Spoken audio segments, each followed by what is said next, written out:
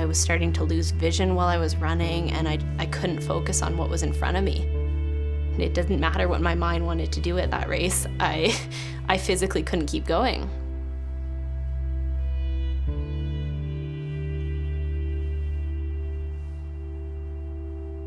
I have been an athlete all my life, starting out with horseback riding and gymnastics since I could walk, and running, and now I'm into mountain biking as well.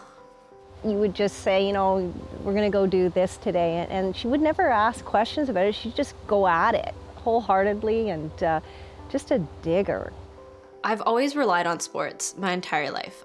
Athletics is what makes up my life, essentially. So Kendra was an athlete out of high school that was very successful, but it was very obvious, very soon in our relationship that Kendra was a very driven and focused person. She loves competing. She loves pushing herself.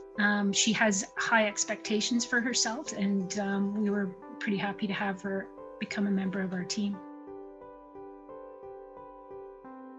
I hadn't come to terms with the fact that rest days were actually beneficial.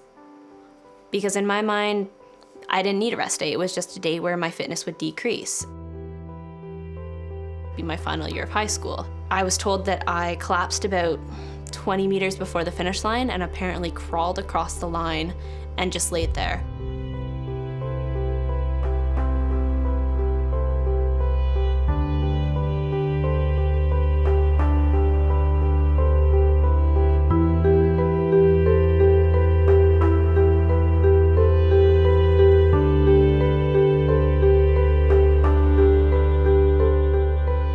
Test after test came back. They literally just said my body gave out. It gave up and it shut me down.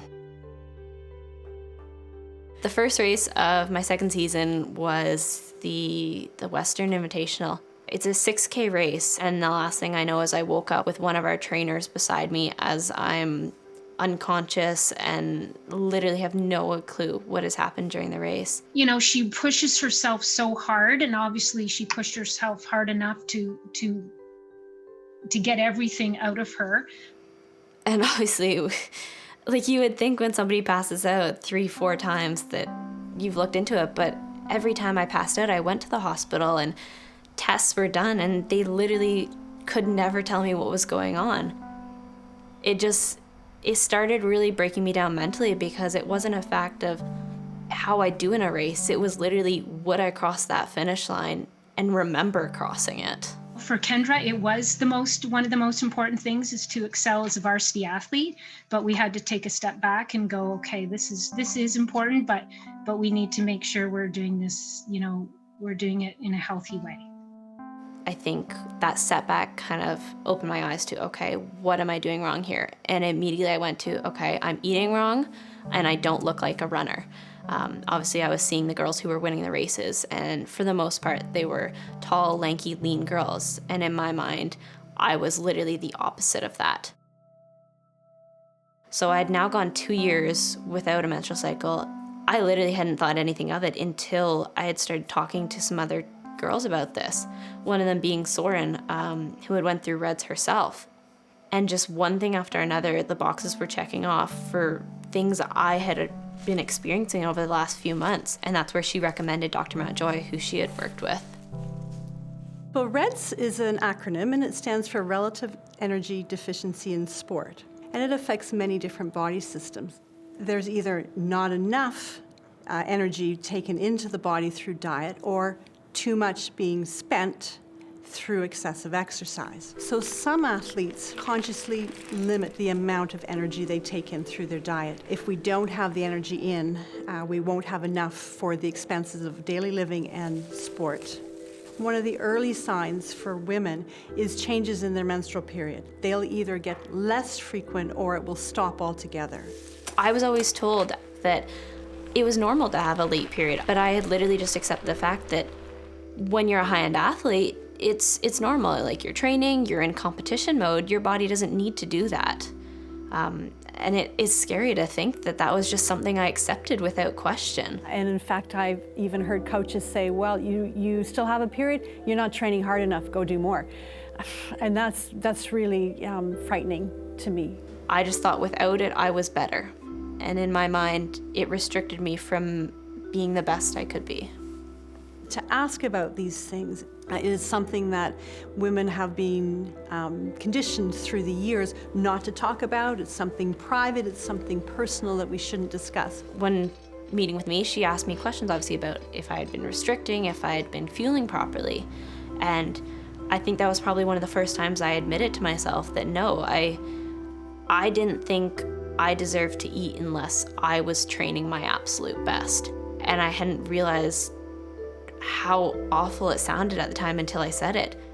And so that's when Paul and I decided that we were going to stop the workouts, stop the races, and call it a season for me. When you're 16, 17 years old, you start to become aware of those notions within society that women are supposed to look a certain way, especially a runner is supposed to look a certain way. It doesn't have to be verbal. It can just be, a look where, you sure you're okay for that? You sure that you fit the image? She persisted with it. I mean, I'm too big to run. I don't have a sport to go in. And so, yeah, it was a really big issue. So that misperception that they need to have that low, lean physique to be like that person. When in fact, if you look at that elite world champion, when they're in their training block, they actually gain weight and have a higher body composition because it's healthier for training and prevention of injury. And that's the problem, that misperception that you need to be lean all the time is when I see athletes run into difficulties. I got to the point where eating just felt like I was trying to swallow rocks. And if I did eat and I had gotten so hungry to the point where my stomach was just like hurting so bad that I just needed food, I'd force a smoothie down or something and then immediately feel guilty about eating and allowing myself that. Like, couldn't even think of getting out of bed because I just felt so exhausted. With it becoming more apparent to the people around me, they brought it to the attention of Paula. I was just a support for her. As a coach, I think it's not just a matter of asking the question, are you eating enough? It's more, there's more to it than that. Is to be more effective as an athlete, you've got to fuel your body better. I went home and I spent a lot of time with my mom and my sister. And I think there was just kind of a moment over the summer when I finally went out for a ride. Not once when we were riding did I think about what fitness gain I was getting out of this. I literally had just learned to fall in love with what I was doing and not looking for that ulterior motive behind it. It's not always about, how fast you're running or what place you're going to finish. It's about being healthy in a healthy place. And that has made a world of difference. I see her as being more confident. She's happier. She's having more success with her running and her cycling. She has come a long way, a really long way. And we're really proud of her for what she's doing and still advocating for other people and stepping out and still being a leader in her ways. I'm a runner because I run. It's not how I look, how I'm built, anything to do with that. I'm a cyclist because I ride, and there's nothing that changes that fact. Compared to last year, I don't even know if I would recognize the same person. I couldn't look in a mirror last year without feeling some sort of guilt or shame. And I can get up in the morning and look in a mirror and I can actually smile at myself and be proud of who I am.